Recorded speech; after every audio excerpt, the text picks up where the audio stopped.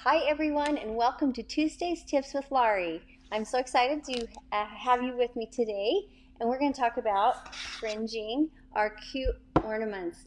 And these are just so much fun. These are our nativity ornaments. There's 12 designs, and the best thing is that they're all done in a 4x4 hoop. I know I have seen some of you out there that have started these, and please share. I love seeing these. These are so beautiful. They're so much fun. All right, so let's get right down to the fringe part. So when you're fringing, there is a bonus uh, stitch file on these CDs, and that's for your water soluble. So if you'd prefer to use water soluble stabilizer to create this fringe, you can do so. That is on the CD.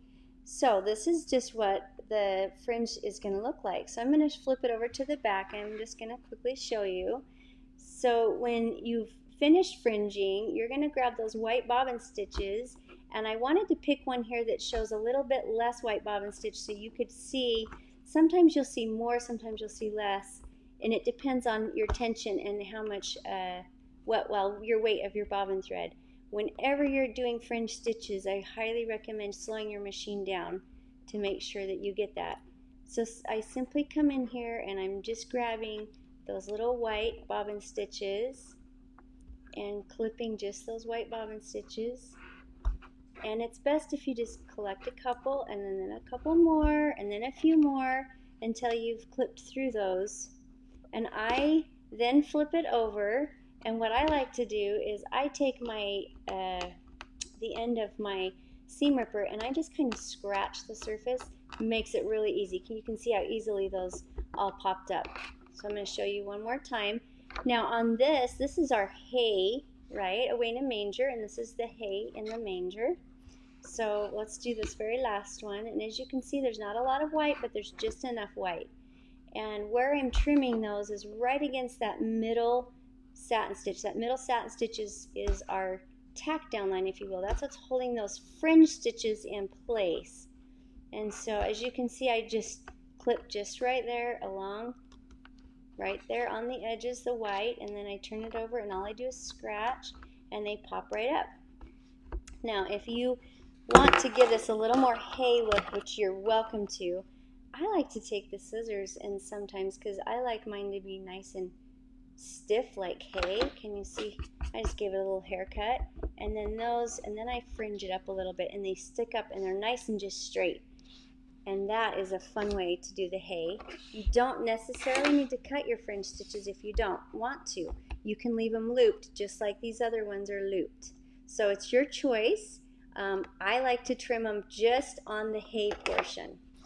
So I'm going to show you another one. This one is the hay coming off the manger, but can you see these are larger loops, and I like the loops, so I'm not going to trim those loops. I like them left just like they are. So I'm going to turn this over and I'll show you. You can see that there's a lot more white showing on this particular one, and sometimes it just has to do with how your machine is stitching. And I then just scratch the top or the front once I've picked those out, and that's how I do the fringe. Now once in a while people have had problems where they say, oh, I can't get those. Can you see how those are kind of tugging and I can't get them? It's because there's a bobbin stitch that I've missed on this side, and so I simply go back and I find where that bobbin stitch was. You can see there's the bobbin stitch. I just pulled it out, and then they come right out. And you can see there how they come right up. So if you're getting stuck, you flip it back over and you find, oh, see, there's the bobbin stitch I missed right there. Clip it and you turn it back over and it comes right up. And that makes a really fun 3D, gives it that look of that hay, and it's popping right off. All right, I'm going to just show you one other trick. Right here you can see this cute shepherd. His beard is gray, but the sheep are white, right?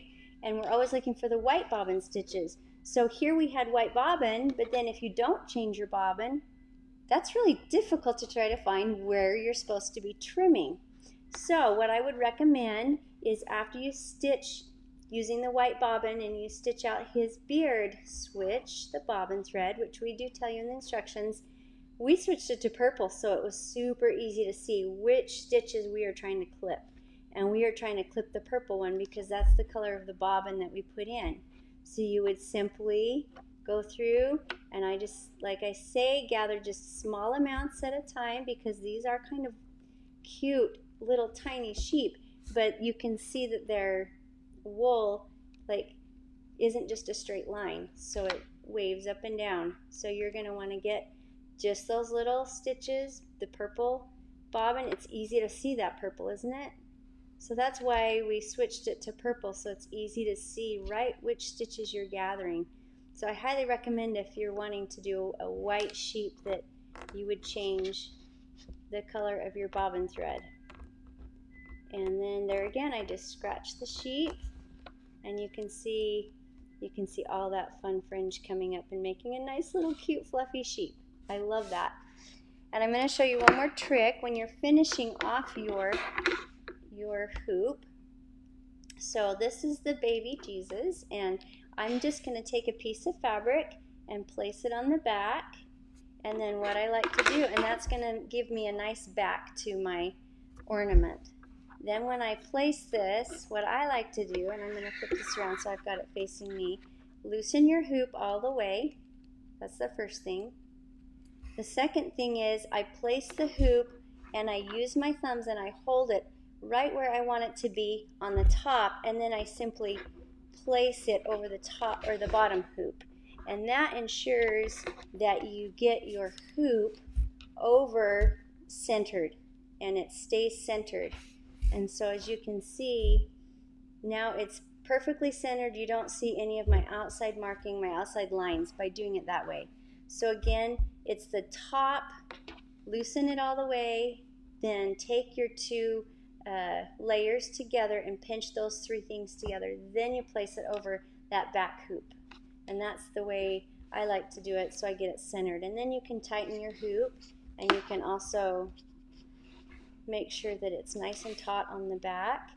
And then you'll simply get your scissors after you've trimmed, or after you've tightened, then you trim. And you can just use your scissors and you just trim the excess fabric just like that away. And once you've trimmed it away, you can add your pom-pom trim, and it will turn out just like this. You can see the back is all beautifully covered, and yet you have your pom-pom trim covering that. And look how fun. What a fun ornament. I love making these. These are so much fun. What a fun idea for a gift. You can attach it with a fun note, or even attach it to a cute little gift if you've already got a tag. This would be a cute tag. Thank you so much for joining us today, and let us know if you have any questions. Do we have any questions come through? Not yet.